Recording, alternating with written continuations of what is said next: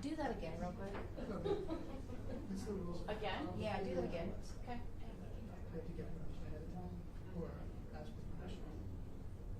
Because my computer did something funky. I'm not sure if it was like a coincidence or if it actually affected my computer.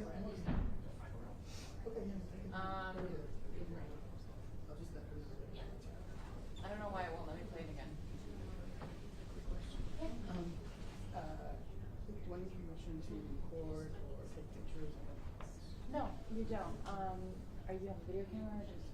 I have a regular still frame, but I'll take the flash off. And I was thinking of maybe setting up to a live stream. Okay, so all that's fine as long as there's nothing that's gonna, interrupt the proceedings like a flash. In terms of recording, if you can be off to the side, see how they gentlemen are over there. If you can off to the side this way, that's fine. Just make sure you're not. Thank you.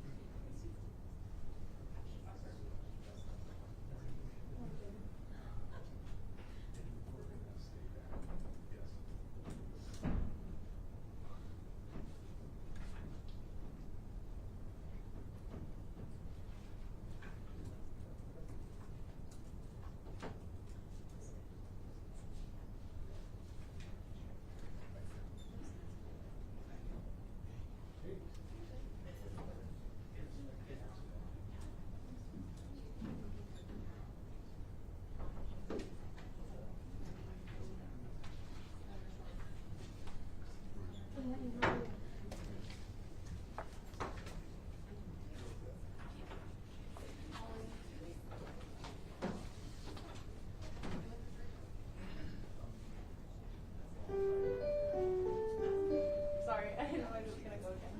Okay, it didn't do the funky thing this time. I've never Okay. seen that happen. It must have just been like a coincidence, but I wanted to make sure Yeah. that wasn't going to be an issue. Absolutely.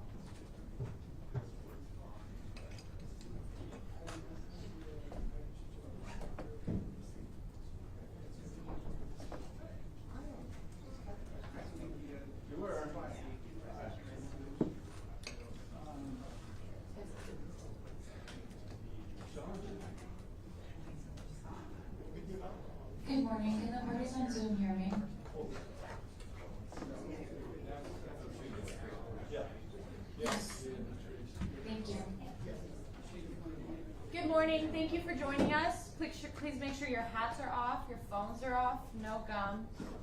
Okay, thank you.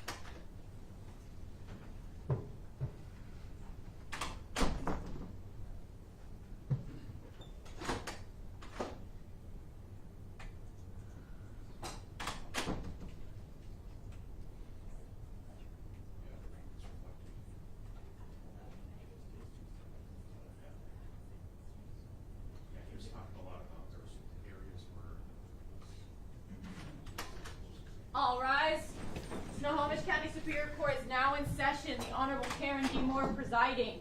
Good morning, everyone. Thank you. Please be seated. All right, good morning. We are here in the matter of the State of Washington versus Raul Benitez-Santana, cause number 24-1004261. You see the state is present, represented by Mr. Wells and Ms. Campbell. Good morning. And I see the defense is present, represented by Ms. Mecca and Ms. Hancock. And the defendant, Mr. Raul Benitez-Santana, is present in custody unrestrained. Good morning. All right. This matter comes before me for trial. We have a number of pretrial matters to take up prior to jury selection, which will begin tomorrow, optimistically. So, all right. I think the most important matter to take up first would be the motion to dismiss. Does everyone agree with that? Yes. All right. For the record, I have received the defendant's motion to dismiss. I've received the state's amended response, which I was informed is the same with some minor additions to the original response. I have also received the defense reply, as well as the motion with regard to the amicus brief filed and the amicus brief itself. So, does the state have any comments with regard to the amicus brief that was filed, or does the state wish to have an amicus brief filed as well on behalf of the state? We do object to that amicus brief, Your Honor. The court rules do not allow for an amicus brief in the trial court. They are strictly restricted to appellate courts. But even if this court were to allow it, the state would need time to respond to the amicus itself. And the appellate court rules give timelines. They provide time for the state to respond, or every party to respond, because the defense actually does have an opportunity to respond to the amicus as well. And those timelines just cannot be met under these circumstances. And so we'd ask the court to deny the motion to allow the amicus brief. All right, thank you. Ms. Hancock, are you arguing this motion on behalf of the defense? I am, Your Honor. In regards to the amicus brief, I would just ask that a timeline be allowed for the parties to respond, taking into account that the time the trial would take, depending, of course, on the court rules on the motion to dismiss this morning. I would ask the amicus brief be considered with time to respond. So your proposal would be that we delay hearing on the motion to dismiss to allow for? No, Your Honor. My proposal would be to have the motion to dismiss heard today. If it is granted, the other motions in the amicus brief would become moot. And if it is denied, then I would ask for the opportunity to respond and have the amicus brief heard at a later time. All right, so just so I'm clear, your request would be to go forward today without consideration of the amicus brief, have that argument, and if the motion to dismiss is denied, then you would have the opportunity to revisit the issue after consideration of the amicus brief and responses? That is correct, Your Honor. I am prepared to respond to the amicus brief orally today, but if the court is granting the state's motion to respond, then I would also be asking for the opportunity to do the same. All right. For the record, the amicus brief and the request for amicus brief was not filed in the court file until approximately 4:50 on Friday afternoon. I did not see the amicus brief or the request for the amicus brief until yesterday when I was reviewing this case to get ready for trial. Certainly I do think it is important in keeping in line with the rules of appellate procedure for amicus briefing to allow all parties to respond to amicus brief. I guess my concern is that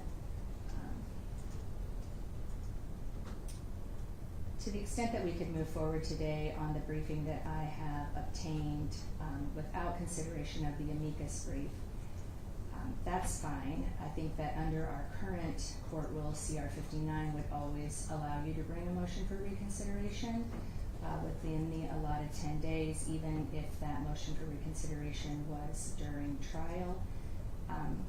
to the extent that the motion for reconsideration could be viewed as re-raising the same issue that has already been disposed of, what I will do is this. I will go ahead and move forward today with the motion to dismiss.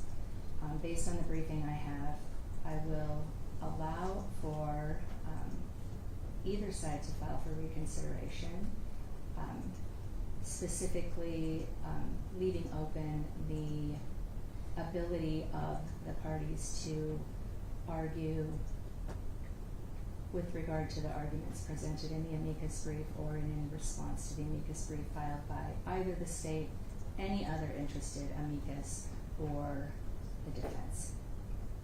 All right? Thank you. All right then, Ms. Hancock, this is your motion. Does Your Honor mind if I sit, given the length of the... No, I'll let both parties know that I am perfectly fine with counsel remaining seated at counsel table. I don't have any problem with that. I also will just let everyone know you will have permission to move freely about the well during the course of trial. You do not need to ask. Okay, thank you. Your Honor, Mr. Benitez-Santana is moving for dismissal today.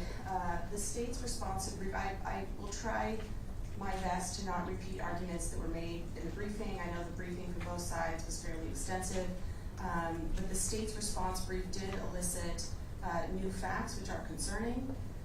These new facts include that the state has had a long-standing practice of contacting ICE and communicating with ICE about criminal cases prior to the Keep Washington Working Act's enactment in 2019.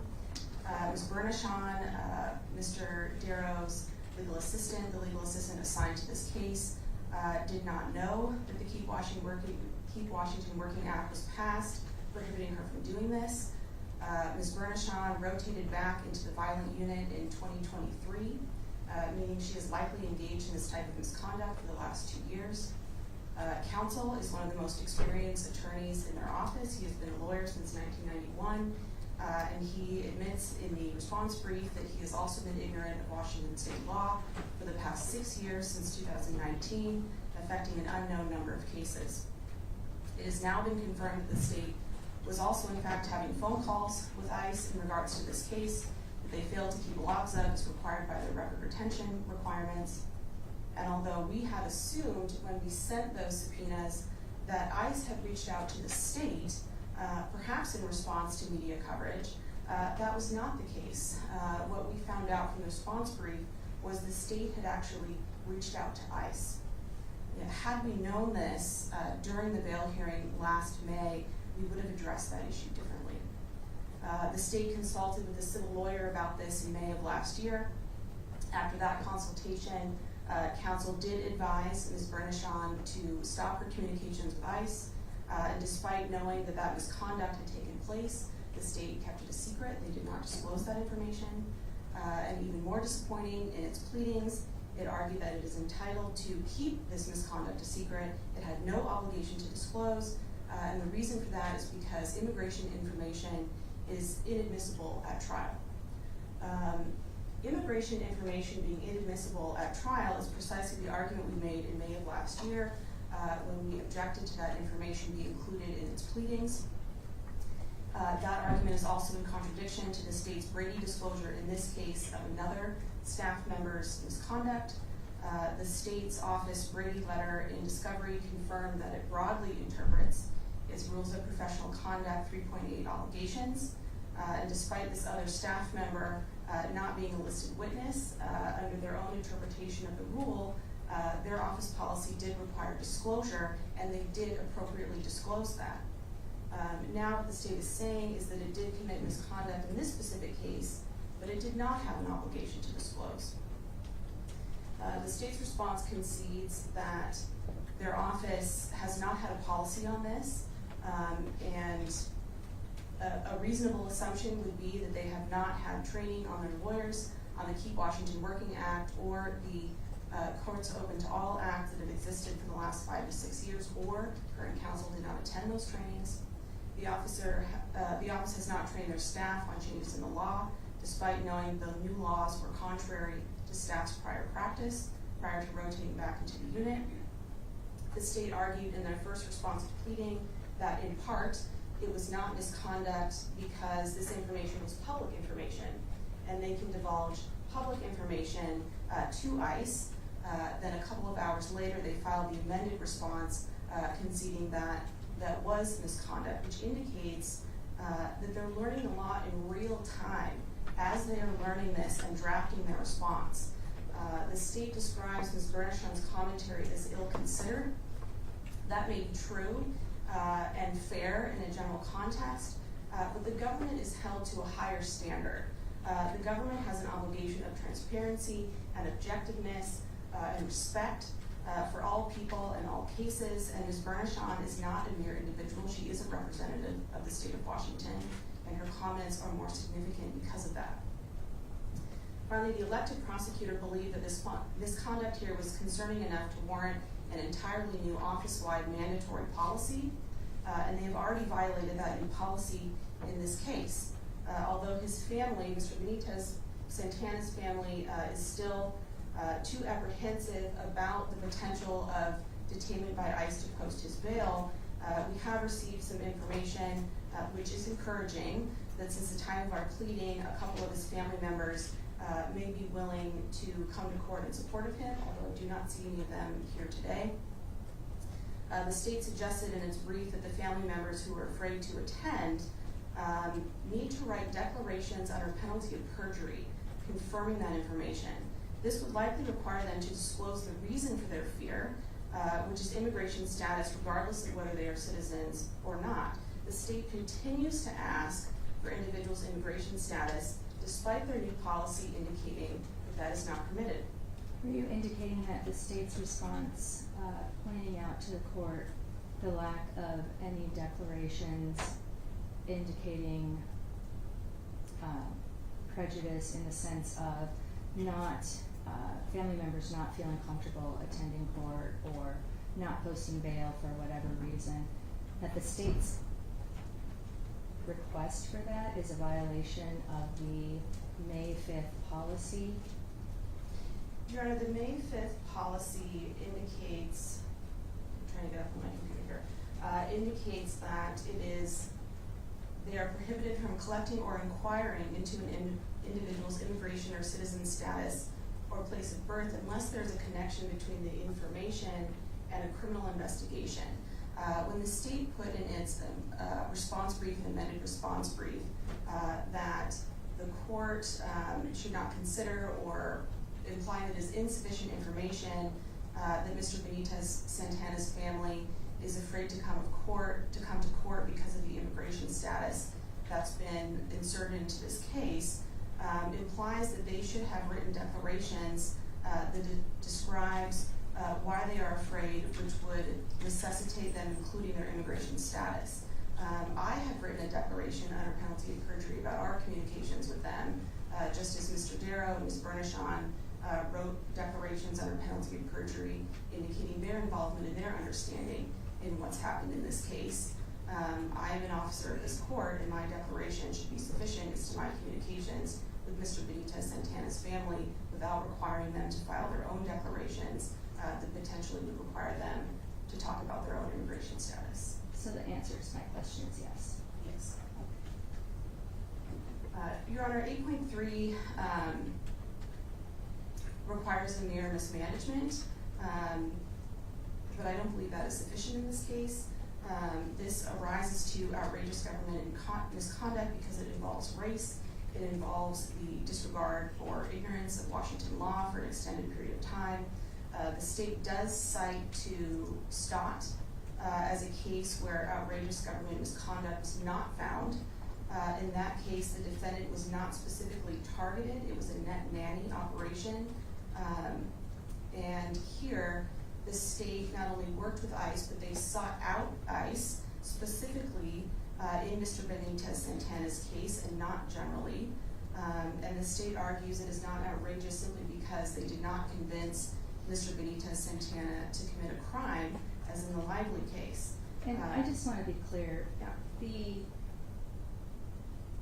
The action that the state took when you refer to the state seeking out ICE, is the action of Ms. Berchon communicating with the ICE officer with regard to notifying ICE that there was a bail hearing that was going to occur. That's correct. Okay, because I don't see any record, I don't see any information in the record for the court to conclude that the state actively pursued or contacted ICE for the purpose of obtaining the initial detainer. It appeared to me from the declarations that that information was initially received by the jail, who then communicated it to the prosecutor's office. That is correct, Your Honor. We also subpoenaed information from the Snohomish County Jail. We did not include the Snohomish County Jail in our pleadings because the Snohomish County Jail did not provide ICE with any information. As far as we know, they did not contact ICE. They simply contacted the state as soon as they had received information, and in the emails they essentially told ICE, we can't talk to you, which was appropriate. So do you allege that the state's misconduct also occurred by merely receiving that information from the jail? No, I am not saying that the information that the state of Washington received from the Snohomish County Jail is misconduct. By reaching out to ICE, they reached out for the charging documents. They requested information from ICE specifically for that. The court is correct. The information they received from the jail was the detainer information that they filed in the court file. Right, go ahead.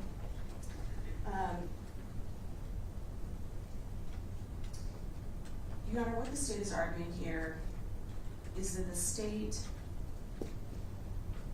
committed misconduct, admittedly, and they did so because they did not understand the law in the state of Washington.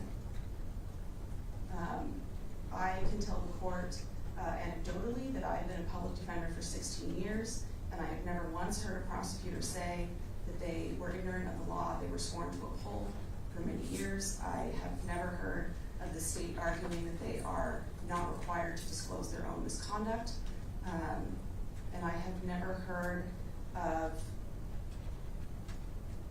what we once believed was one employee operating outside of their ethical bounds within the office for a time span of 2 months is actually now potentially pervasive misconduct that's been going on for many years in an unnumber of cases because they have not disclosed what other cases this has happened in. The state frequently argues against our clients that ignorance of the law is not a defense. But now what they are saying is that they have violated the law. The reason for this law in particular, the KWW, is to protect the most vulnerable populations in our community. And they are arguing that there's not only no prejudice, they are arguing there's no remedy. And that is not acceptable. I'm asking the court to dismiss the case. I just want to be clear on the prejudice that you're claiming. So, the prejudice that you're claiming arises, from what I can see in your briefing, from twofold. And this is specifically under 8.3b. That prejudice arises from the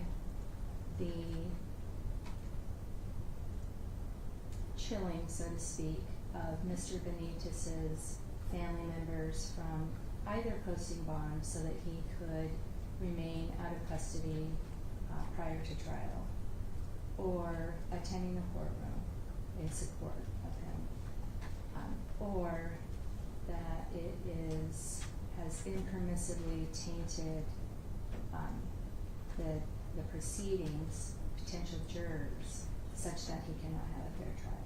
Is that accurate? That is correct, Your Honor, and I incorporated by reference the brief that we had filed last May for the bail hearing, which includes the research in this field about how much more likely it is for someone, Mr. Benitez-Santana's ethnic background, of his race, to be convicted because he is in custody. So what the research tells us, and what we argued last year, is that it is more likely he will be convicted not on the merits of this case, but because he's in custody. But last year in May, you were successful in your bail motion to have bail reduced. We did not ask for reduction in bail, we asked for release on personal recognizance, and that motion was denied. But bail was reduced. Bail was reduced. And I think you said in your briefing to an amount commensurate with other cases. That is true.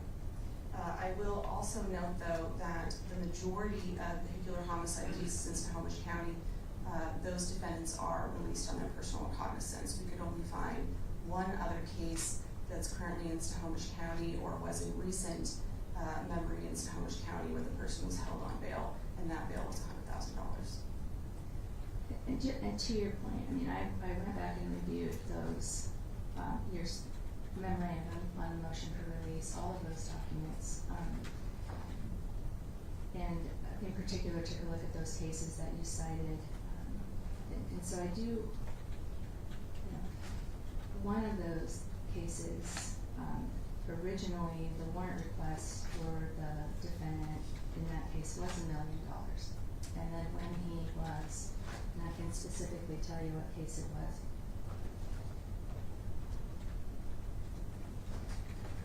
Under case number 21-100704331, your date of violation was January 27th of 2019. The date of filing was June 18th, 2021, and a warrant was issued. That initial warrant was in the amount of $1 million. Subsequently, when the defendant finally appeared on that warrant, the warrant was quashed, so I will concede that. But in looking at those cases, what I think is also important to note is that many of those cases, the reasons, at least apparent to me, that no bail was requested was because the date of violation and the date of actual filing was quite some time apart. And certainly when I represented clients charged with DUI, if there had been a significant period of time between the time of the offense and the time of filing, it's very difficult to argue that the defendant poses a risk of danger to the community if they've been in the community, not committing any new crimes. I bring this to your attention only because the idea of bail and the right to bail is individualized with each case. And so while I certainly think that arguments with regard to pattern practice of other like cases is important considerations for the court, I think that those considerations were likely taken into consideration when Judge Okran reduced the bail in this case.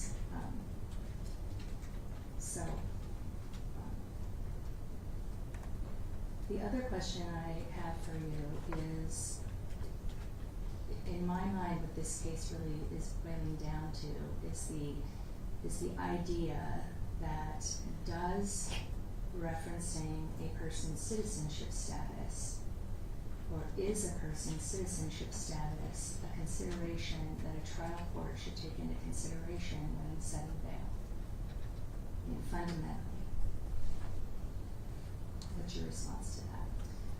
Your Honor, we also incorporated by reference our prior motion to strike and not consider immigration information in the court file or any hearing, and we would stand by the authority that we cited in that motion. I understand the court's comments and concerns about bail and about other comparable cases and time spent in between the incident date and filing. I would have two responses to that. One is that this case, because of the status of the decedent in the community, because of the decedent's job, has skipped ahead of the line. So what has happened here is, whereas in most cases of this nature, as the court noted, the incident date happens and the case is filed later. What we know has happened in this case and what we expect to come out of trial is that emails were sent, for example, to the state toxicology lab requesting that the results skip the line, that there be a rush job on this case specifically, and the only reasoning that we can come up with is because of who Mr. Benitez-Santana is and who Trooper Gadd is, why it was actually filed timely instead of filed in the normal course as other similar cases of this nature. I would also argue that outrageous government misconduct does not require prejudice as the typical mismanagement or misconduct of 8.3b does. And I do recognize that distinction. Alright.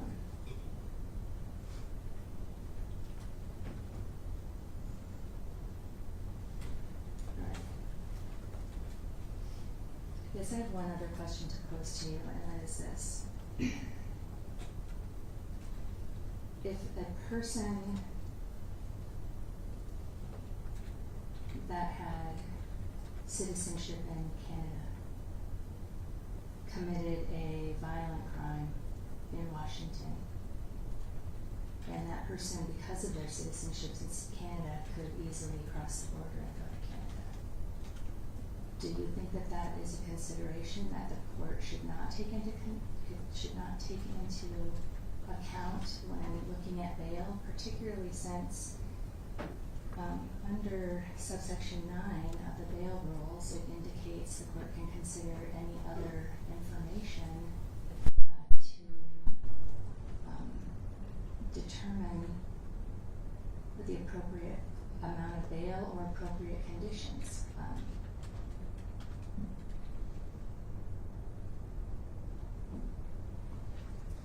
Your Honor, I think the analysis, this is not going to be a satisfying answer, but would be the same and different. It would be the same because it would not be appropriate to consider immigration status in that case. It could potentially be appropriate to consider where someone lives, what someone's address is, whether that address is verified or approved, whether that address is potentially in a different country, but someone's immigration status, someone's citizenship should not be considered. My other thought is, and I do not know the statistics on the state's use of Canadian citizenship information in its pleadings, but a reasonable interpretation would be that perhaps they would not feel the need to use that information for someone who was white. I understand that is not a popular thing to say, but I believe it is true. All right, thank you. Ms. Campbell. Thank you, Your Honor. As long as you can hear me with the mic, then I'll stand. All right, just make sure you keep your voice up. You're Okay. more quiet spoken. All right.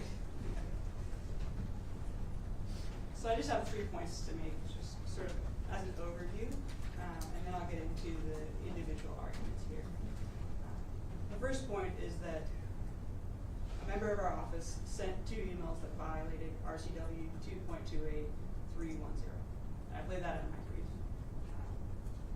Each of the other emails and phone calls, which there were not many, was not a violation of any statute or rule.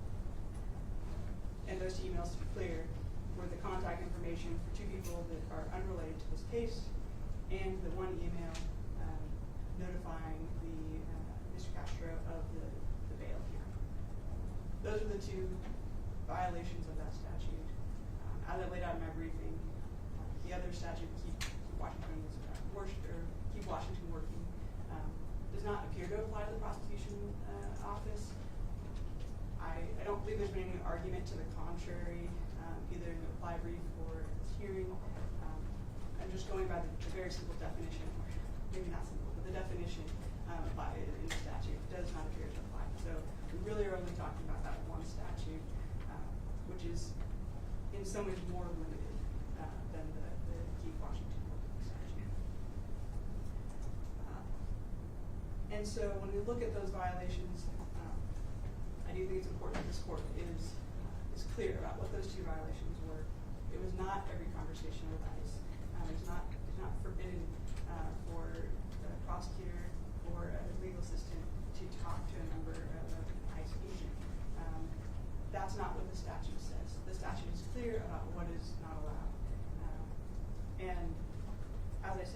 to clear violations. We acknowledge those violations, and our office has taken steps to remediate the ignorance of the law or the misunderstanding of the law. I think misunderstanding is the more apt word in the majority of cases. Mr. Darrow's response indicates he did understand that we were not allowed to disclose certain information, and his comment was that it didn't make sense because it was public information. That bail hearing was public information. That is what the law says, that we are not allowed to disclose non-public information. I think the phrasing of the law that went out in the brief can be interpreted differently because we are not trying to put off any of the weight of this issue. We're taking a broader view in this hearing of what that statute says.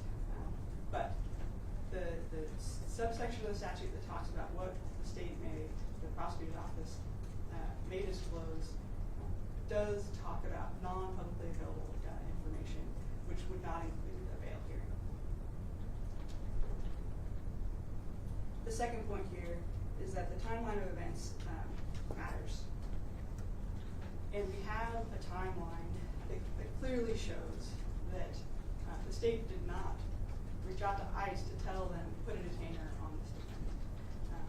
And so all of the media attention, and I've attached one article, but there are many others, or some others at least, that came out before the state put anything into their our bail motion, our response to the bail motion, and before anything was included in that affidavit of probable cause.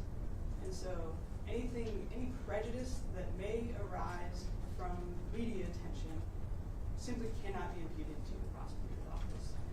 This is a case that would have gotten significant media attention no matter what. The trooper was killed. It's a vehicular homicide case, and the media attention was specific to the detainer, and anything about immigration status arose before the state put that into any documents.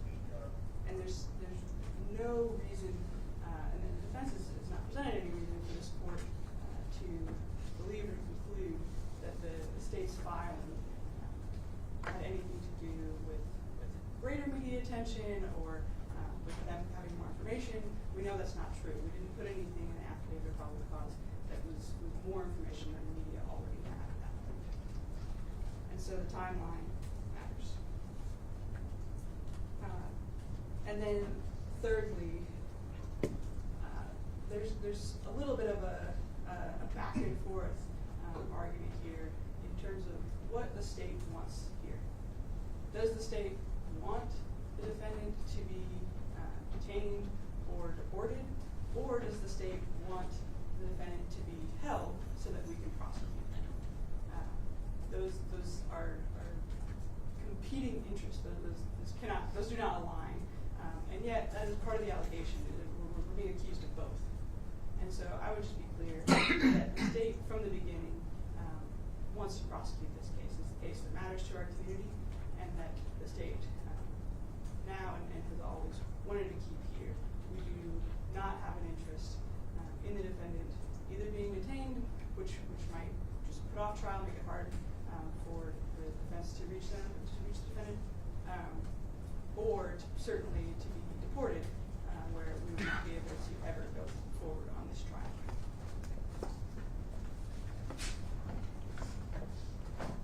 And ultimately, Your Honor, the issue as to 8.3b is prejudice. The defendant has a burden of showing that there is prejudice to the defendant's right to a fair trial.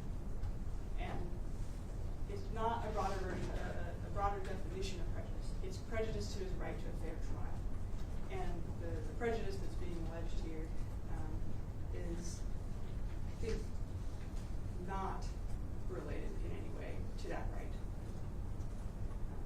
And I'll address those potential prejudices. Well, do you believe that the right to fair and impartial fair bail hearings on the issue of pretrial release isn't a trial right? Is that what you're saying?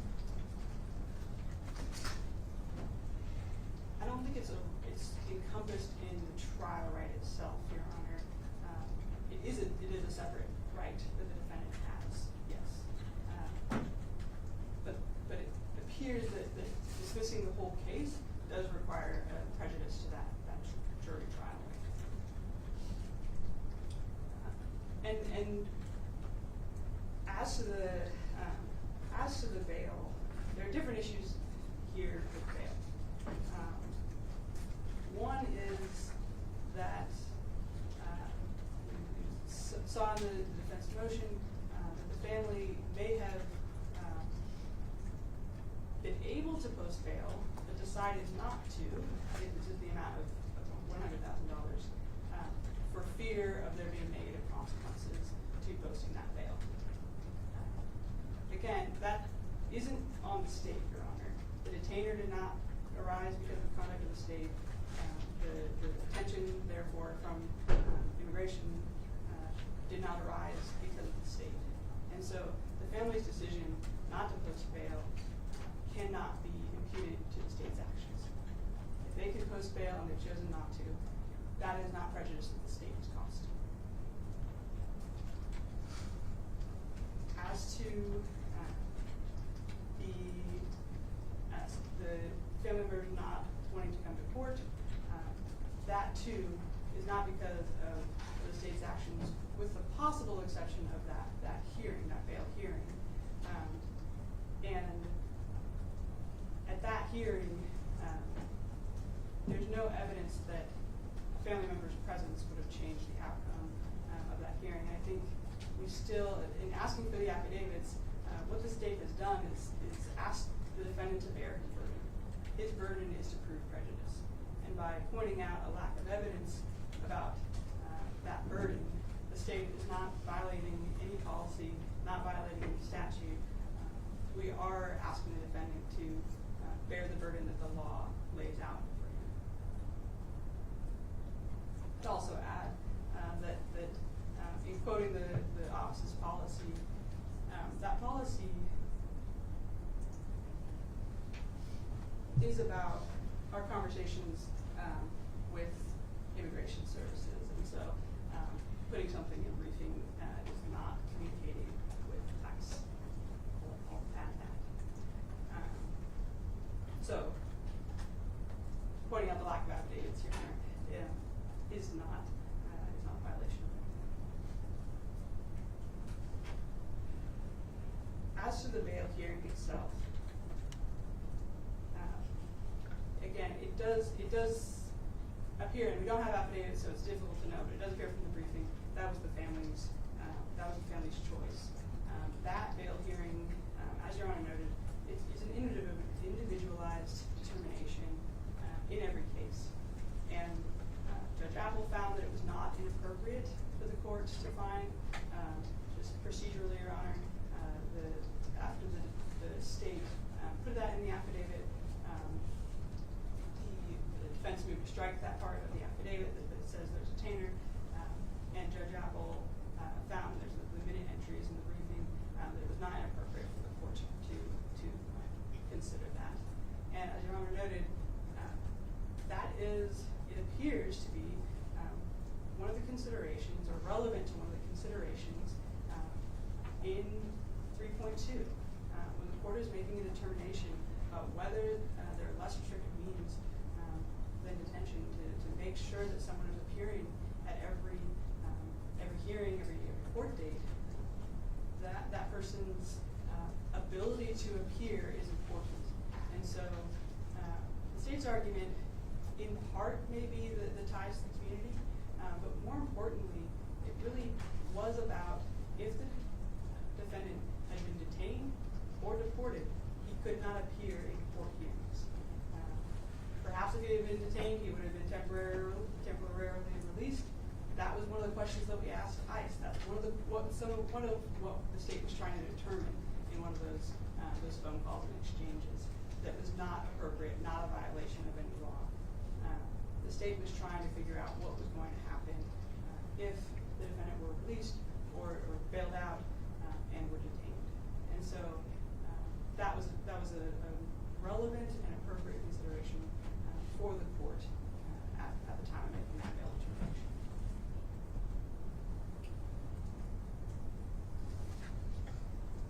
So we have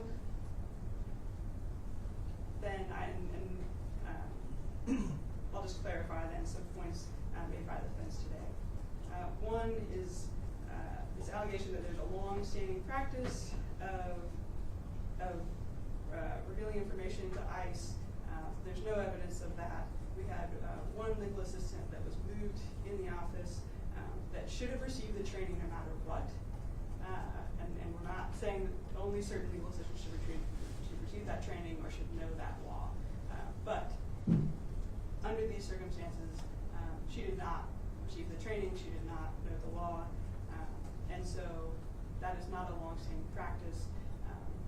It couldn't be long-standing because the law really isn't that long ago that it happened.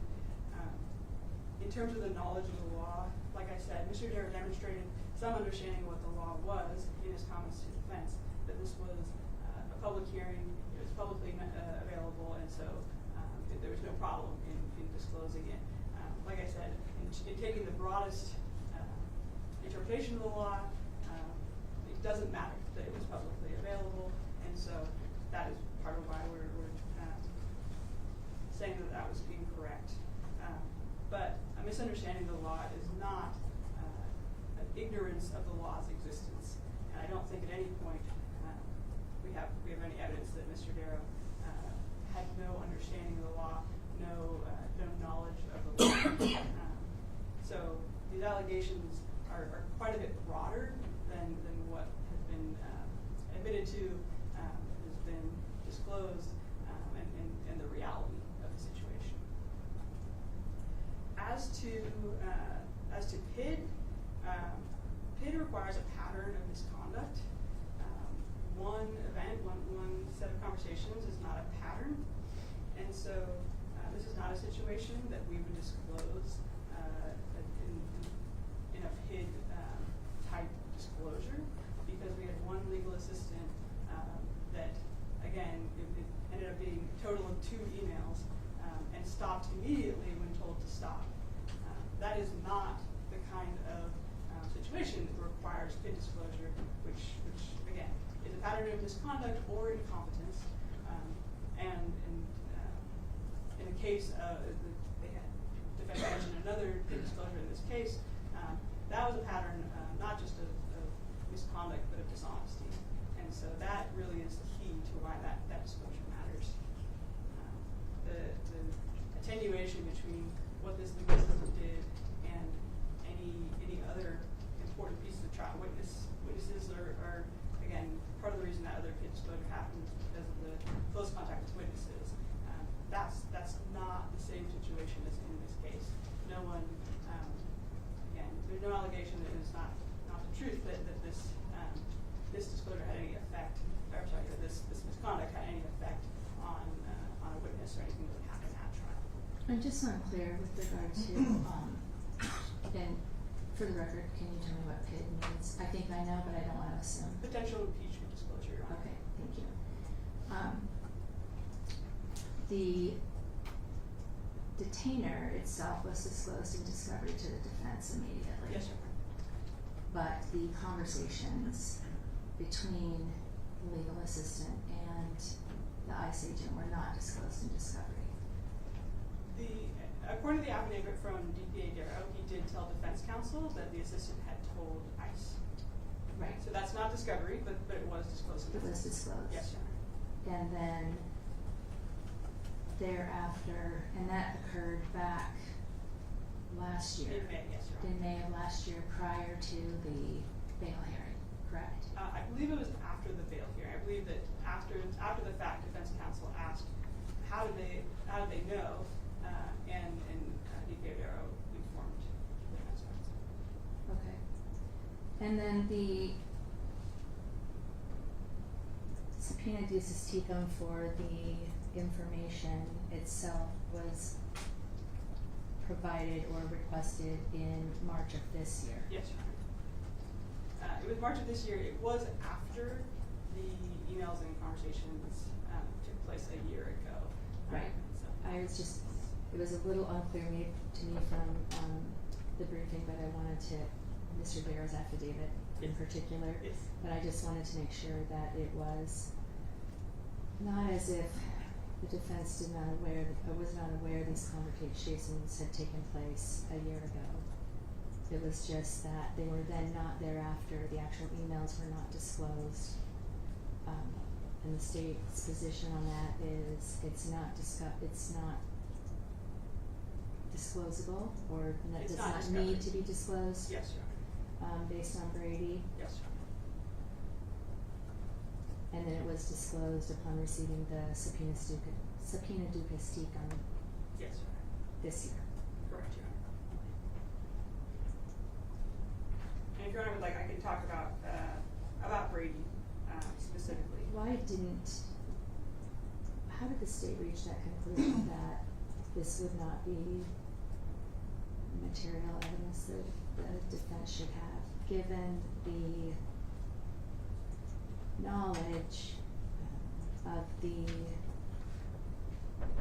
overtones in this case, for lack of a better word? I think two things, Your Honor. So first, I think the key here is that the state did not introduce any of these overtones in this case in any way.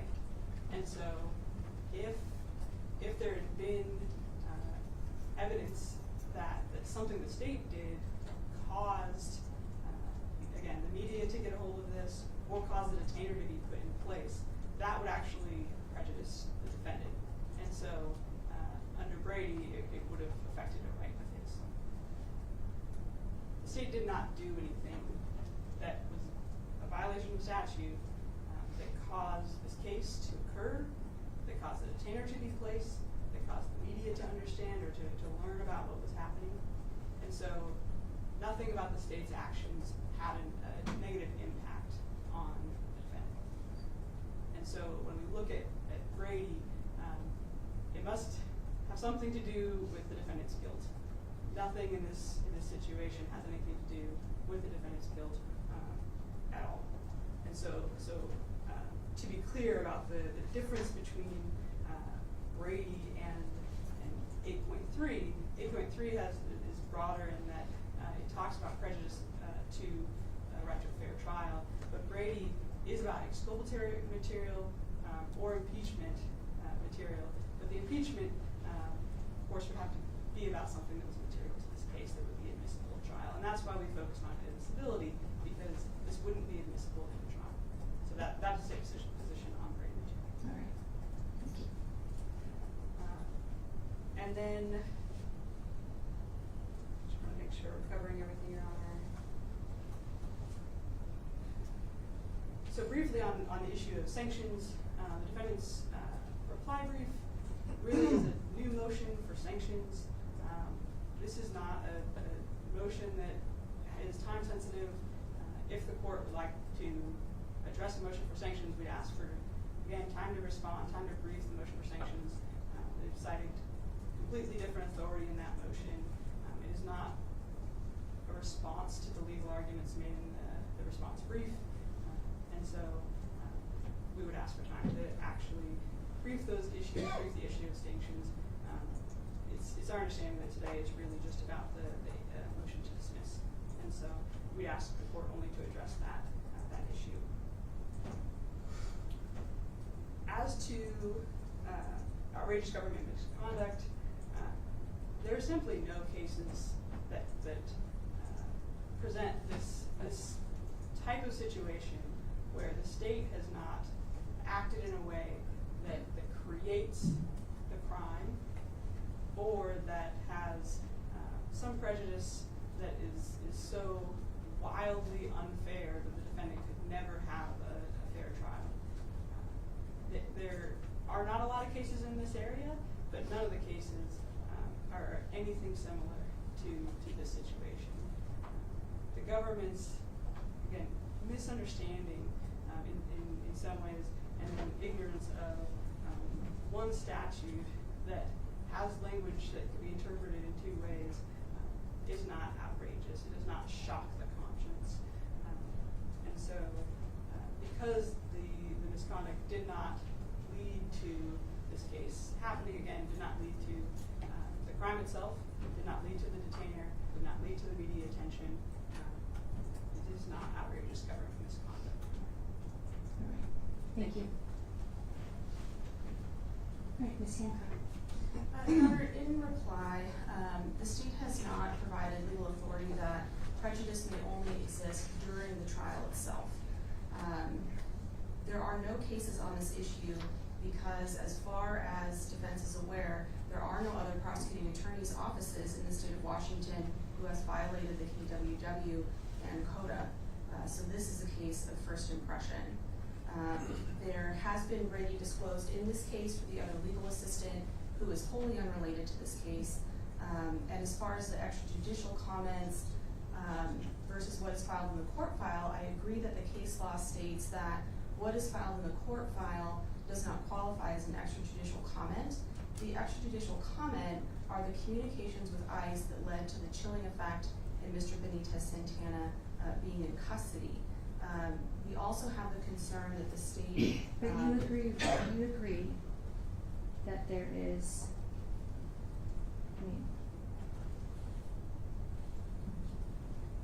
do you agree that having family members present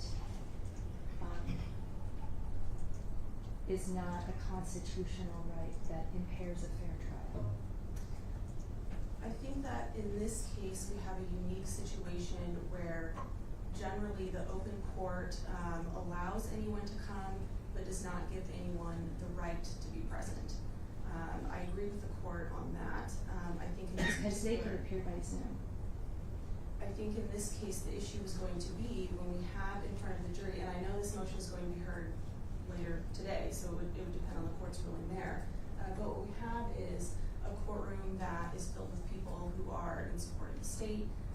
In past hearings in this case, we have had armed, uniformed officers. Well, I'll just stop you right there. You can rest assured that we will be taking steps to ensure that this jury is not overwhelmed by the presence of uniformed law enforcement officers in the gallery.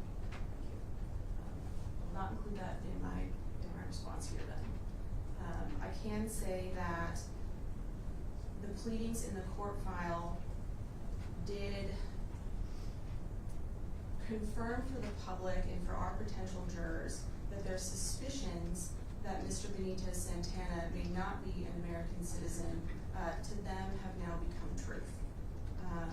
But we don't know that for a fact yet because we have not conducted voir dire.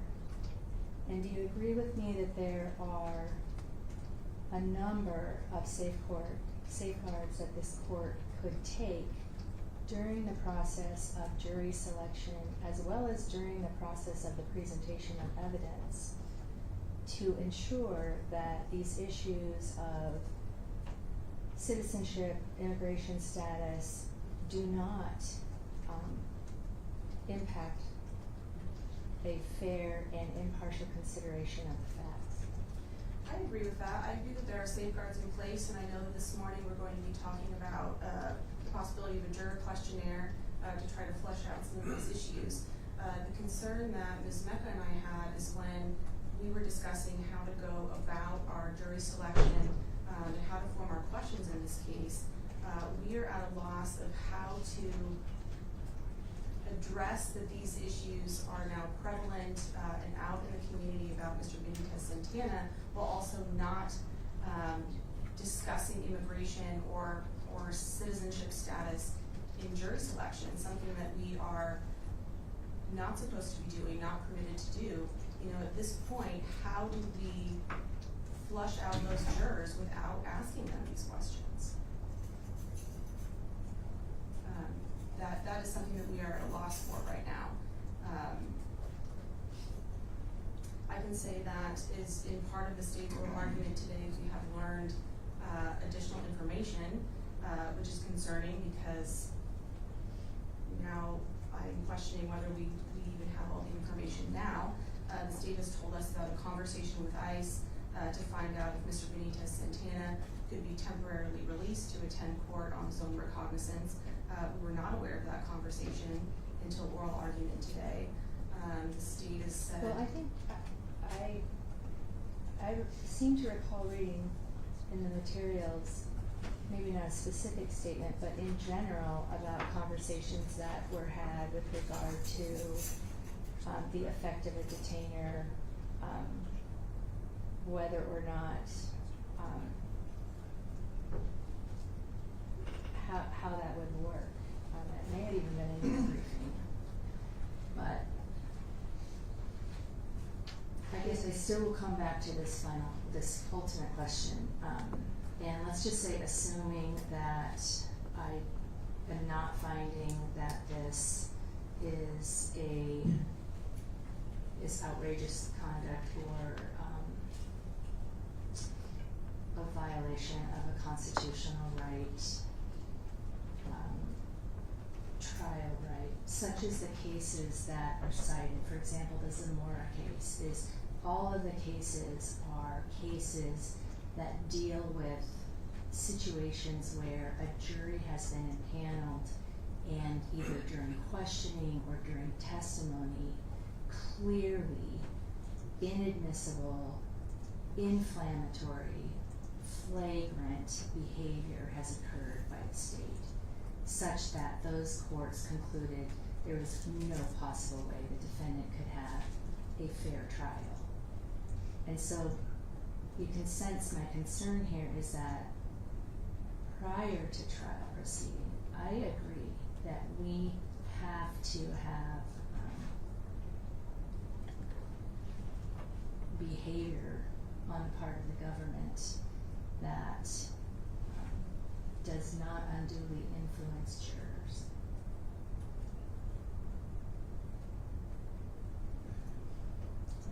But where is the prejudice that materially affects Mr. Benitez-Santana's right to a fair trial right now, other than the fact that bail was set and he was detained?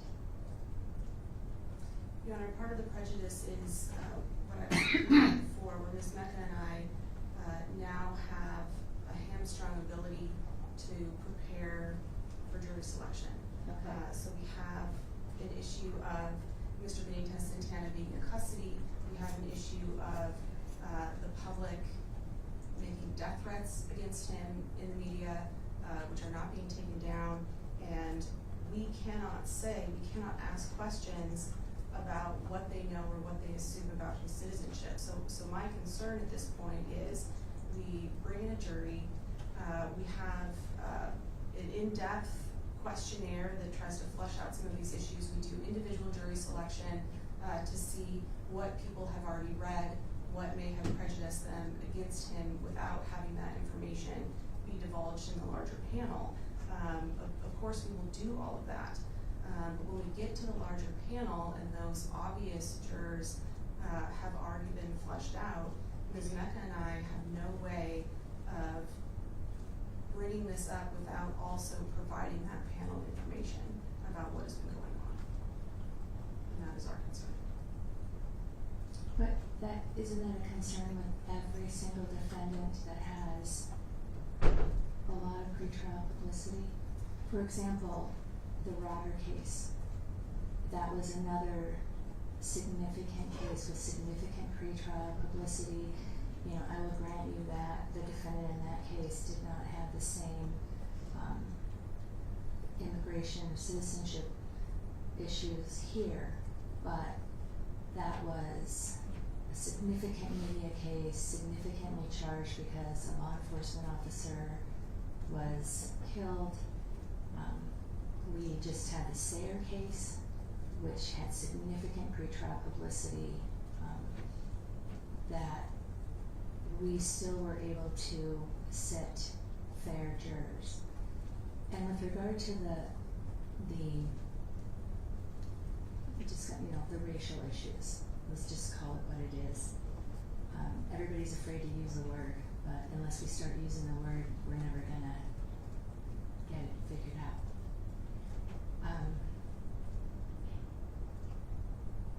I recently had a trial where the defendant was black.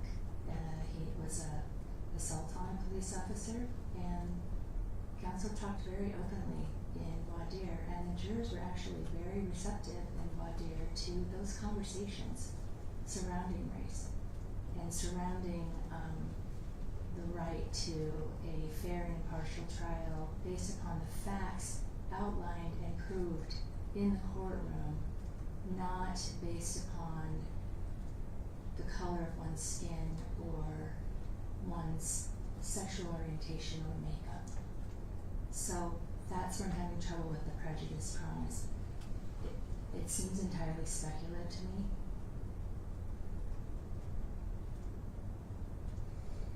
But I understand that it creates difficulty with trial strategy.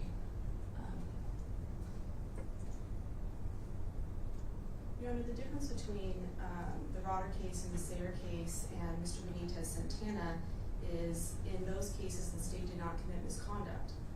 In those cases the KWW was not violated, the CODA was not violated, and although Ms. Mecca and I, regardless of misconduct or not, would certainly discuss race in Mr. Benitez-Santana's jury selection. We are certainly prepared to do that. But there are cases that talk about how it was misconduct for the state or parties to talk about immigration or citizenship status in voir dire. So that is different in this case than in the cases that the court mentioned. I would also say that the heightened state of this case is unlike those, although certainly there was attention in those cases, and I am not attempting to imply in any way that there was not. But in this case, a review of the media over the weekend showed photos of a noose in response to a case online. There are comments about lynching that are going on about Mr. Benitez-Santana. There is real prejudice here, even just in an 8.3b context and not in the outrageous government misconduct context. I guess then let me back up. How is that prejudice caused by the state's violation of those statutes? Because from what I can tell, the critical state action that was apparent to the public before now was the inclusion of the existence of the immigration detainer in the probable cause affidavit. That's right, Your Honor. So it's not just there are many things that have happened that equate to prejudice. So it's not just the inclusion of the immigration detainer in the court file, in bait stamp discovery, in argument at prior hearing, and it is not just 2 emails. There are more than 2 emails. It is also phone calls. It is also the state having a conversation with ICE about if Mr. Benitez-Santana should be released, if he's going to be released. Them providing them information so that they can show up to court, knowing that they would detain him. There are multiple layers of misconduct throughout this case. It is not just one piece. It is not just 2 emails. All right. Well, anything further? Ms. Campbell. I just will say, Your Honor, the actual misconduct that had impact is the question in this case. What is the prejudice from the actual misconduct? And I think the precision about what is actually misconduct, what actually violated the statute, because putting something in the probable cause affidavit did not violate any statute. And so the actual misconduct is really not being alleged to have led to the prejudice that's being alleged. All right, thank you. All right, it is 10:30. The court's going to take its morning recess, and then I will come back and give my decision. All rise.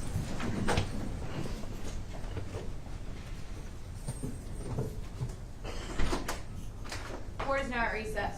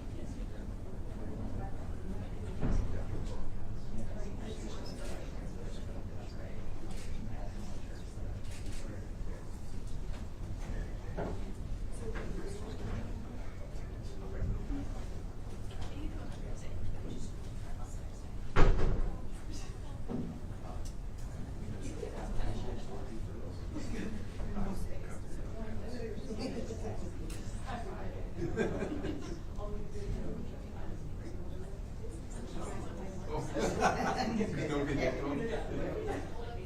I was like, yeah,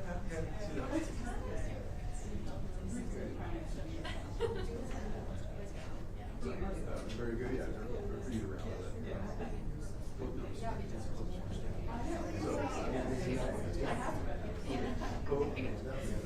You're doing great.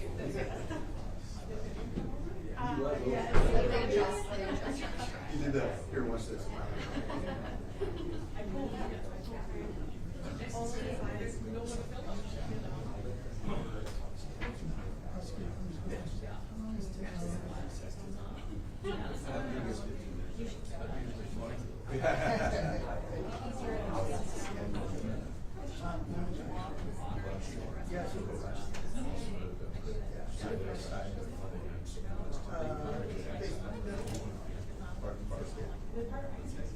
I've seen it. I just don't know. I can't download it off of that.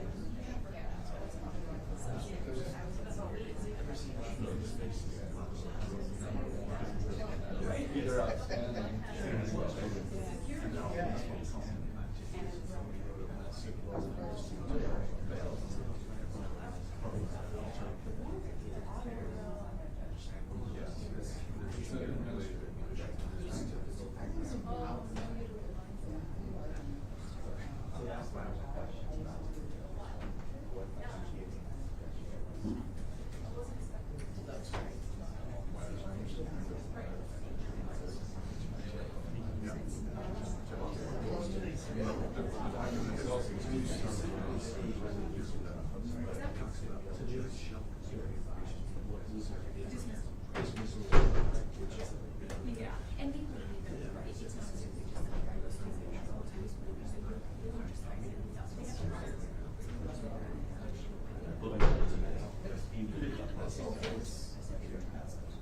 Yeah.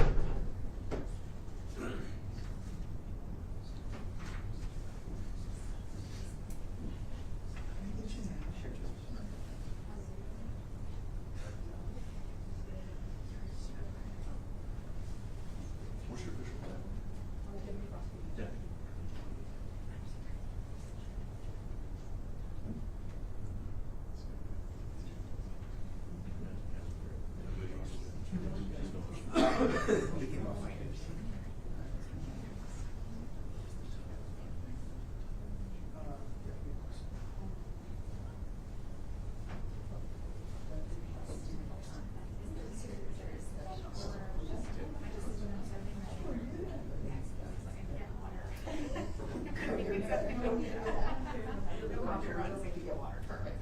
Glass get water. Yeah, absolutely. I'm the last one, so. Oh, perfect. So if you need water, just do that.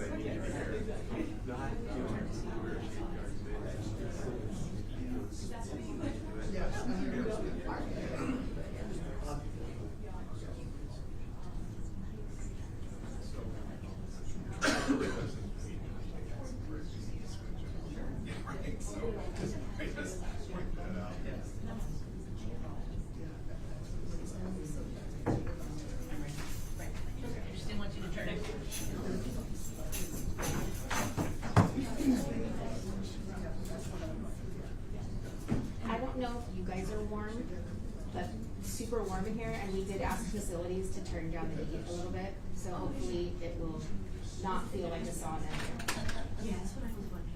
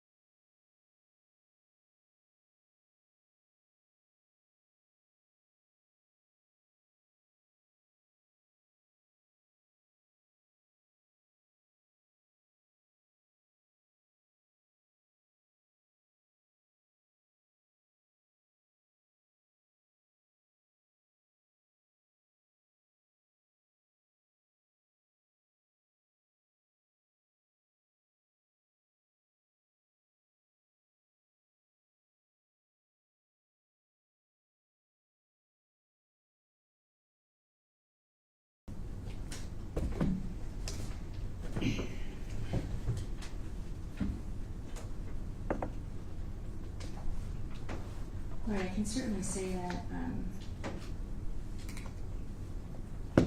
had this motion been made a year ago, there may not have been quite, still would have been a very important motion, but there may not have been quite the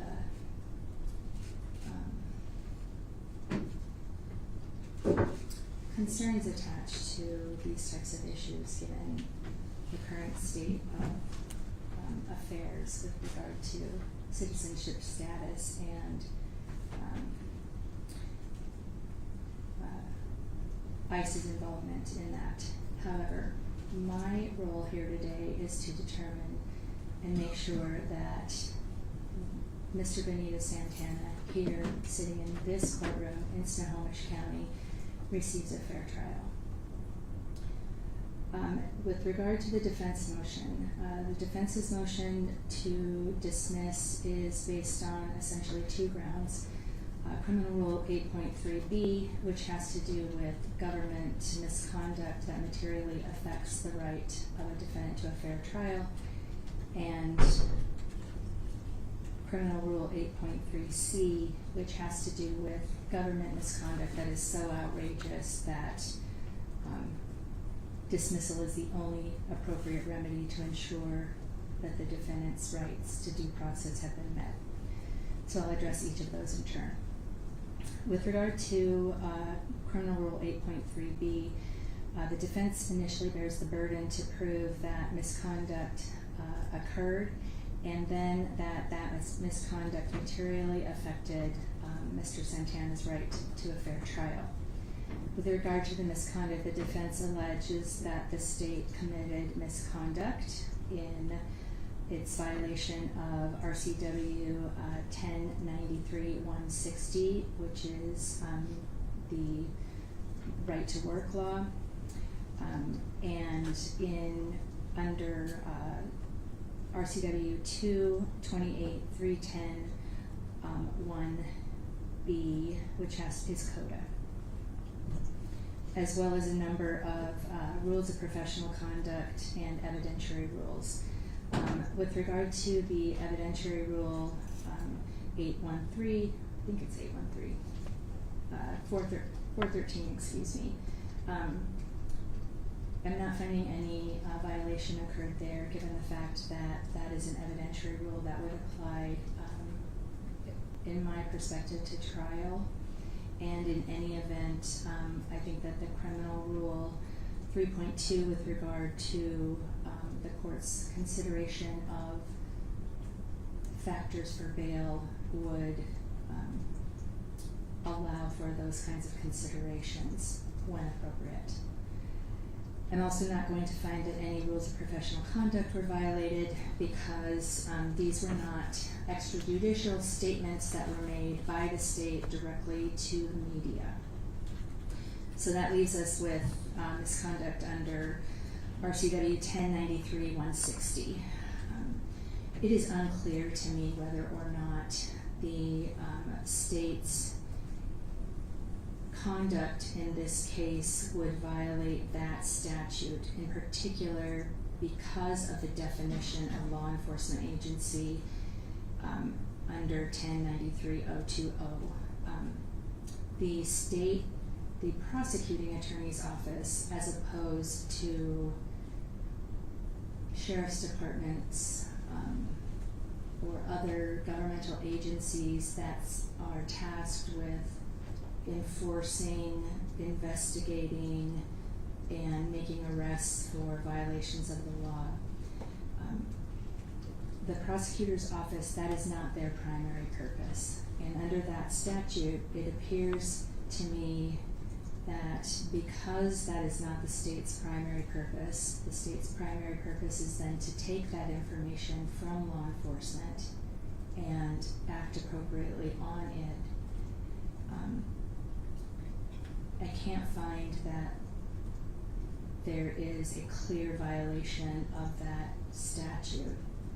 I certainly think the best practice is to take a broad reading of that and to ensure that communications between the prosecutor's office and law enforcement during these types of situations are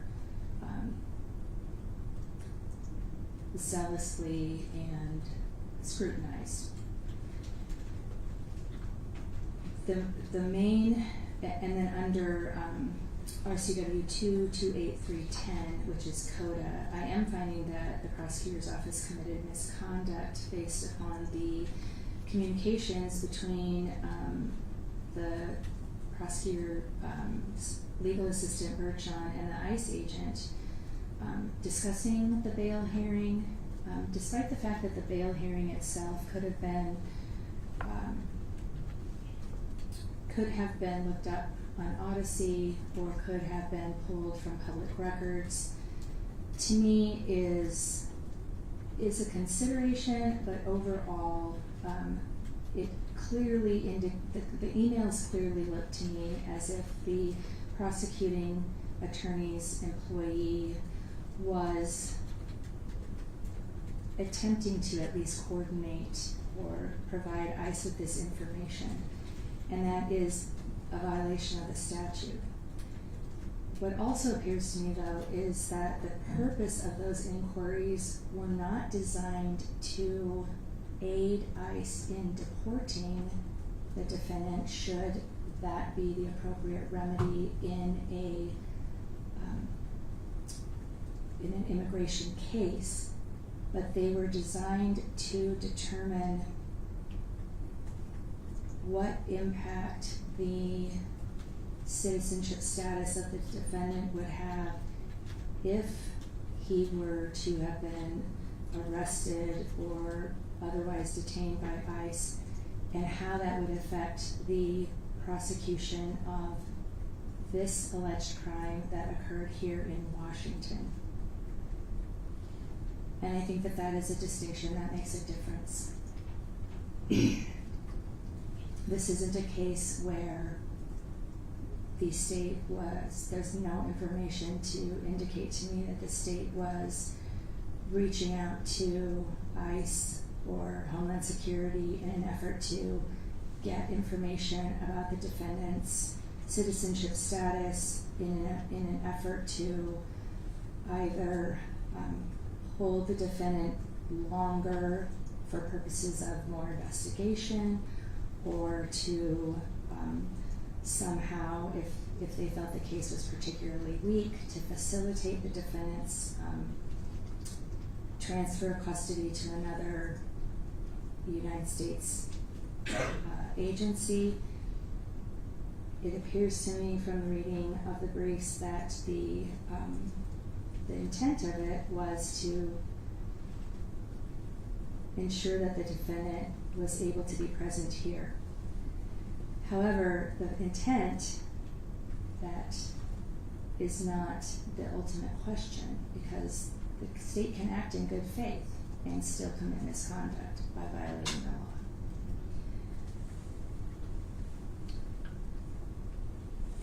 So misconduct occurred under 8.3b.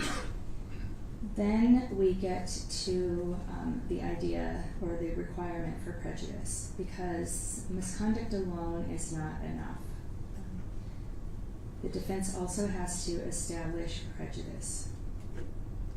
And the specific misconduct that occurred with regard to the communication between the the prosecutor's employee and the ICE agent, I don't see how that in and of itself created any prejudice to the defendant. Certainly perhaps the inclusion of the knowledge of the detainer in the probable cause affidavit, that is unclear to me as to, it appears to me that may have occurred prior to any communication with ICE as far as the conversations about what would happen if there was a bail motion, what would happen if bail was reset. So the inclusion of that information in that PC affidavit came about well before the misconduct. Additionally, everyone agrees that the state did not do anything to obtain the immigration detainer or communicate with ICE in any way. They were merely the recipient once the jail received that. There's no indication in this case that a PR release would have been granted if these conversations that occurred after the fact would have been disclosed. Certainly, this information about potential conversations that occurred between Ms. Burchin and the prosecutor's office the defense was aware of them by the bail hearing that occurred a year ago. If this information had been obtained earlier, then perhaps a new bail motion could have been brought with regard to a PR release, and this issue could have been fleshed out. That didn't happen.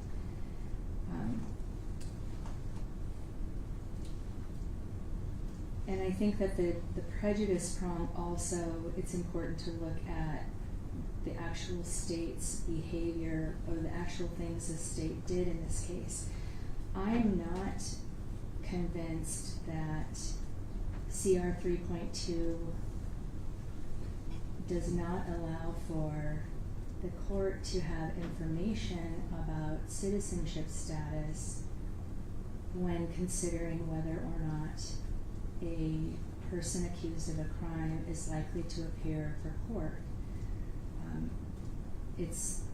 I gave the example to Ms. Hancock of if we had a citizen of Canada that could legally return to Canada with no questions asked, and if that person returned to Canada, should a judge be aware of that when setting bail? I think the answer is yes, such as also a judge should be aware of a person's warrant status. If a person has a warrant out of the state of Iowa for a crime, that kind of information is important and is, I think, enumerated. What I should say is, although it's not specifically stated, it is also not excluded from the considerations.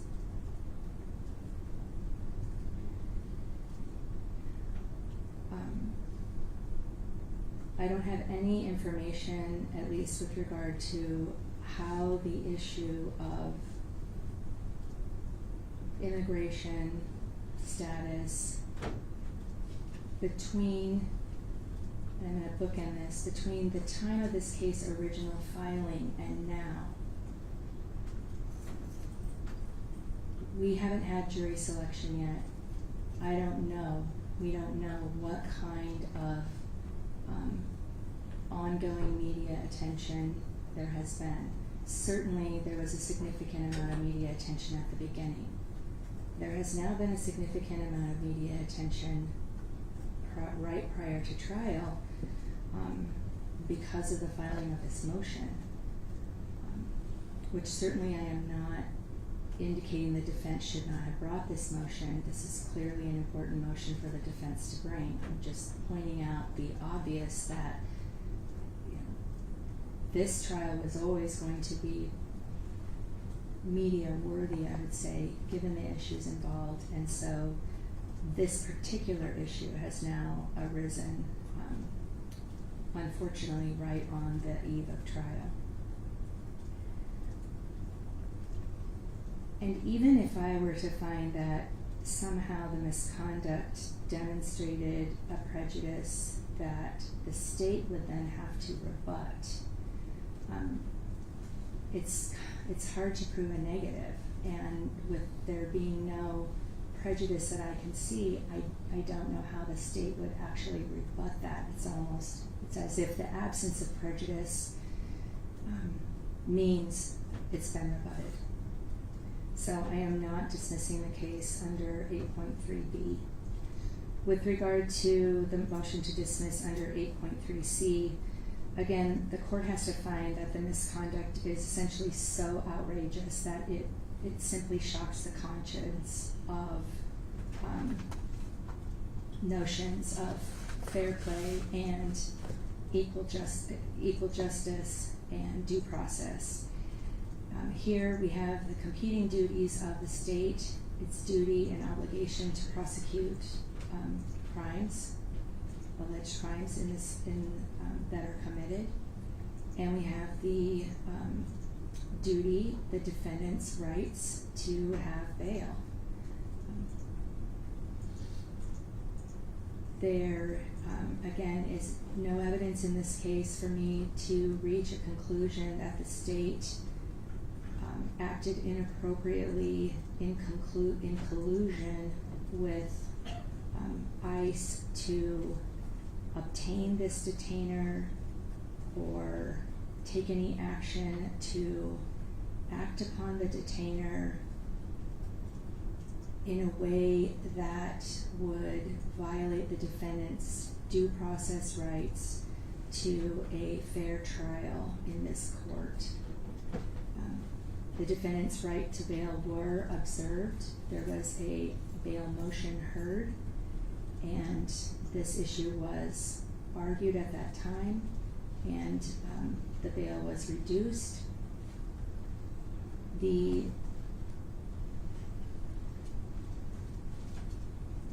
unfortunate consequence of the defendant's family feeling as if they could not attend is not unlike other unfortunate consequences sometimes for defendants' attorneys not attend, or defendants' family members not attending trial. Frequently, defendants have family members who have outstanding warrants that don't attend trial because they're afraid they're going to get arrested on their warrant. We have family members that don't attend trial for a number of reasons, and although certainly having family support in the courtroom during a trial such as this is important, I don't find that to be a constitutional right.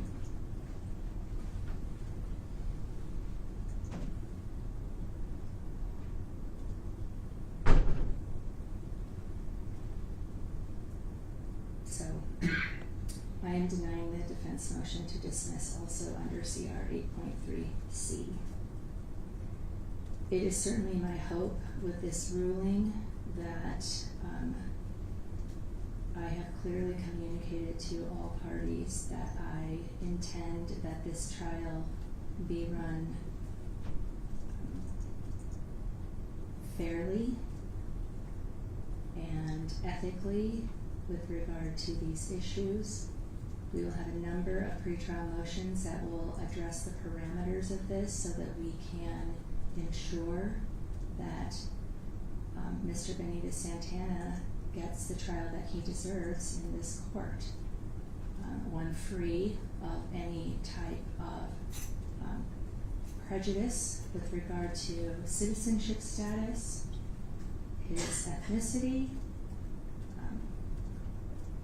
That is the ultimate obligation of this court and one I take very seriously.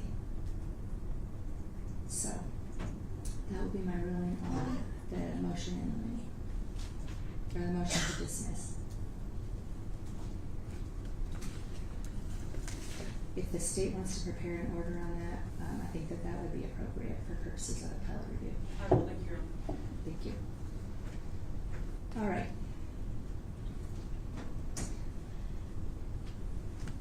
Do we want to proceed now with motions in limine? Do Ms. Mecca or Ms. Hancock, Mr. Wells, would you like to do that? Would you like to go ahead and take our in recess now? I think we can start. I did want to put a few things on the record just in relation to what Ms. Hancock and I were told about what was observable on the live stream. Okay. So. Sure, let's go ahead and talk about media and the like at this point now. So it became, we were made aware during the recess that the live stream was still occurring while we were in recess. I'm not sure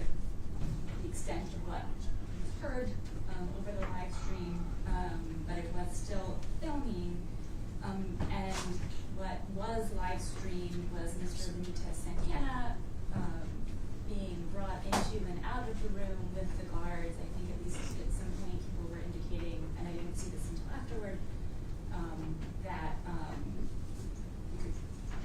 you could tell he, well, I don't know if he was in cuffs at the time, but nonetheless, he was being brought in and out from that door by the guards, and then would come and sit here. And so I just wanted to put that on the record. I don't know if potential viewers are watching this.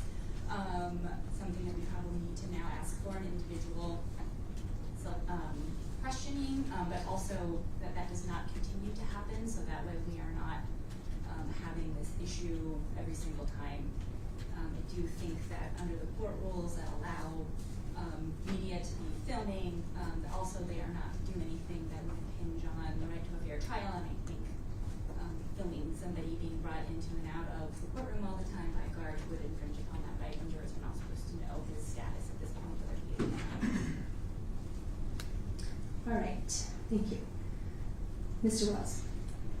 Yes, Your Honor. So Ms. Hancock did bring this to my attention.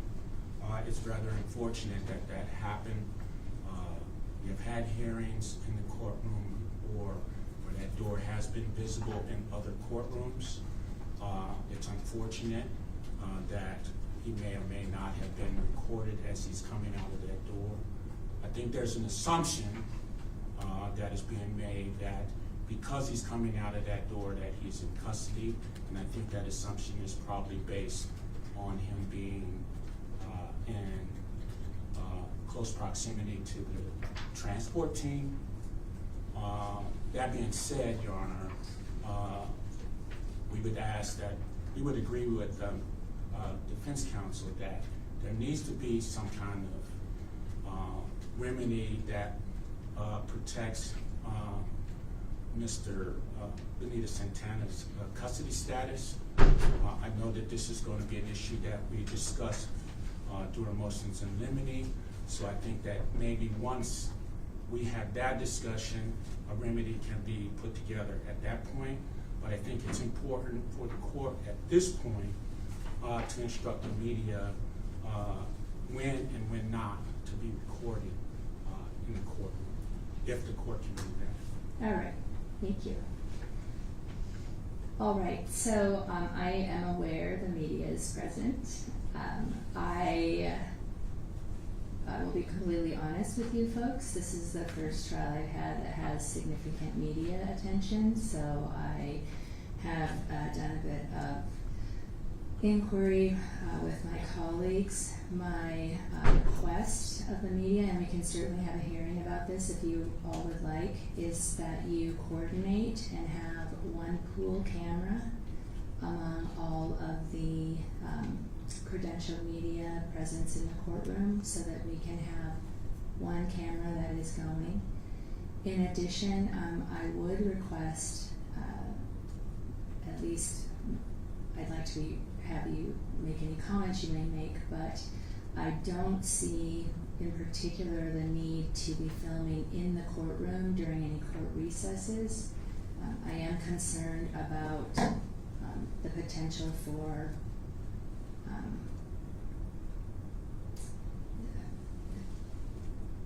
any perception from anyone that could be a juror seeing this. I mean, certainly we are going to start jury selection tomorrow. I don't have the opportunity to tell our panel at this time not to watch the news tonight. So, anyone? Sir, go ahead and come forward and then please state your name for the record. Thank you. Where would you like me to stand? You can just come forward, that's fine. Okay. That's fine. Jeremy Harris with KOMO TV. Thank you. Certainly, we're accustomed to abiding by whatever rules the judge sets for the courtroom. I was not aware of any media motion that would have prohibited us filming him coming in or out of the courtroom, which is definitely our standard practice. So if there was... Is it dead? How about now? Oh, much better, thank you. I used to do I can hear you just fine. Excuse me, Your Honor. We were not made aware of any media motions prior to today's hearing that would have restricted our ability to film him coming in and out of the courtroom in any way. So if there is an issue with that, certainly we were not aware that there was any restriction on that. As far as filming during a recess, of course, the If Your Honor sets that rule, absolutely we'll abide by that. Generally, that can be done by the photographer very easily. They just turn the camera off. There's no live stream during the recess if that rule is set. I didn't hear any rules set, so if I heard that there was like a suggestion or if you'd asked us to, so we just like to be clear. We would like to just know what the rules are so that we don't overstep. Sure, no problem. And frankly, I just felt that it would be better to have this conversation on the record rather than just have some behind-the-scenes communication between the media and my law clerk. All right, thank you very much. Mr. Wells, hang on a second. Sir? May I approach the Yes, absolutely. And please state your name and your credentials. My name is Jonathan Shell. I'm an independent journalist and reporter for Frontlines, Turning Point USA. And I'm also in agreement with my colleague Jeremy Harris about your requests and respect for the courtroom and the defendants and the case. With that said, I represent, I think it's fair to say, this new class of journalist, independent, that now strictly uses iPhones. And I know you said earlier, and that may have been the case maybe just even 3 or 4 years ago, we could easily do a pool cam, but we work completely independently. So I'm hoping that you would consider that any independent media not part of mainstream legacy media would still be allowed to use their iPhones and stream accordingly. Thank you, Your Honor. All right, thank you.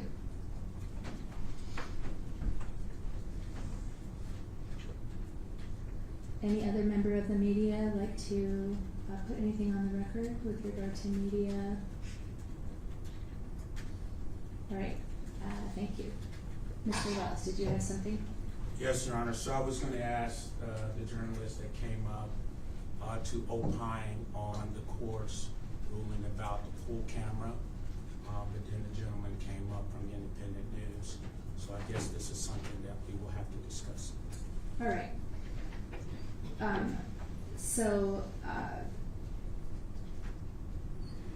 I guess I'll first turn to defense. Ms. Mecca, Ms. Hancock, do you have anything you want to put on the record?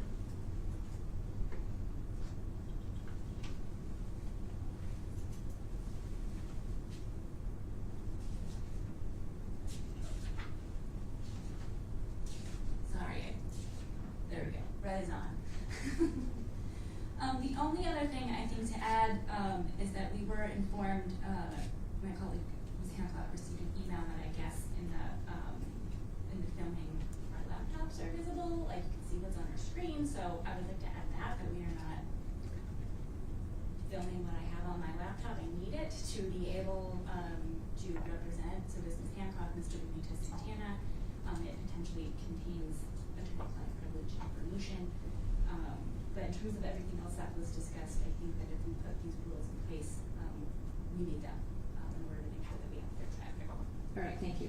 Does the state have any other, anything else they wish to add for the record with regard to media? Nothing further, Your Honor. All right, thank you. All right, well, certainly, thank you for your information with regard to the independent media. You're right, the technology moves very fast now, and you can tell probably from my comments about pool cameras my age, but I don't really want to put that on the record. So what I would like to fashion as a reasonable accommodation to not only the media and the public's right to observe these proceedings. Certainly, I will put on the record the courtroom is open, so any person could always come into court and observe the proceedings. With regard to media presence, what I would propose, and I think is not only reasonable but essential to guarantee the defendant's right to a fair trial, is that there would be no filming that would capture any of the attorney's computer screens were they to have those open. Certainly what they're reading from, the notes they're taking are all part and parcel of the strategy and work that they are doing to present their side of the case. So that rule would be for both parties.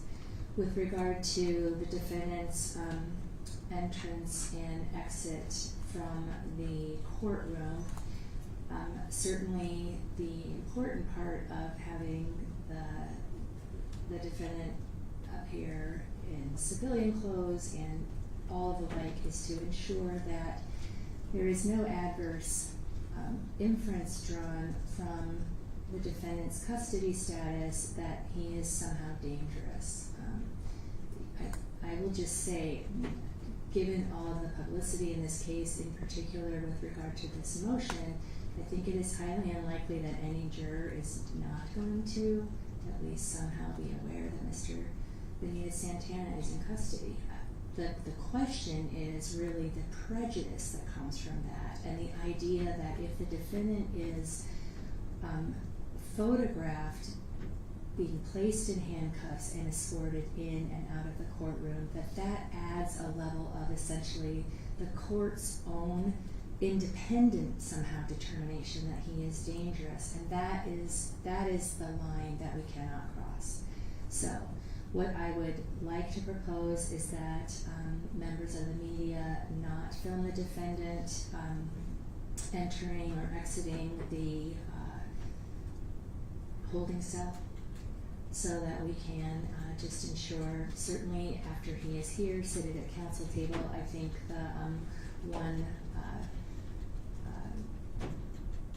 picture I saw in some of the materials that were provided showed a picture of the defendant, and while you could see over his shoulder there was a door there, it wasn't him actually entering and exiting the door. So does that sound like a reasonable limitation on the media's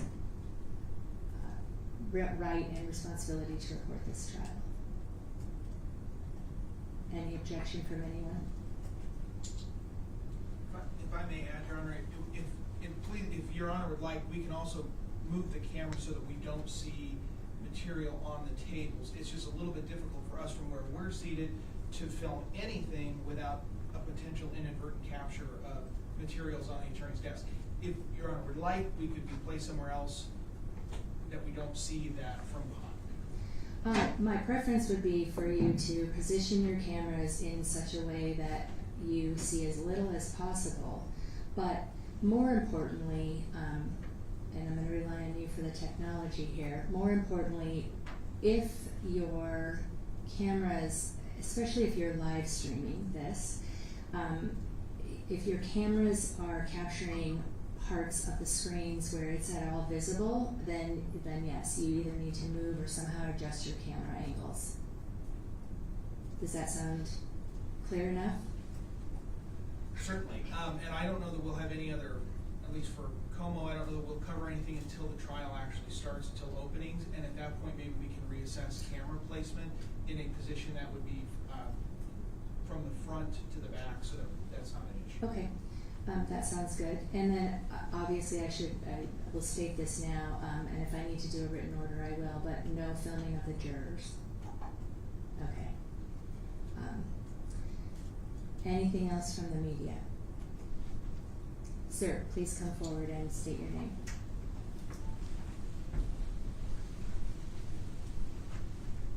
Hi, Margaret Lawmer, What Times. Did you clarify if we could do live streaming or with our phones or any filming on our? Oh, I'm sorry. Yes, given the technology, the nature of the technology, that's fine. I will view that as another method of filming. Given the independent nature and your inability to access any kind of pool camera, then yes, you will be allowed to do that. If it becomes where we've got 25 people lined up there with iPhones, then we may need to revisit that rule. But at this point, it looks like it's relatively limited. So, again, hopefully you can all understand the importance to me of ensuring that this trial is run fairly and smoothly with as little distractions as possible. All right. Anything further, Ms. Hancock on that issue, or Ms. Hancock or Ms. Mehta on that issue? Only just, I think the court all made this ruling, but just to also be clear that no live streaming or filming during recess. Right, and no live streaming or filming during recess, correct.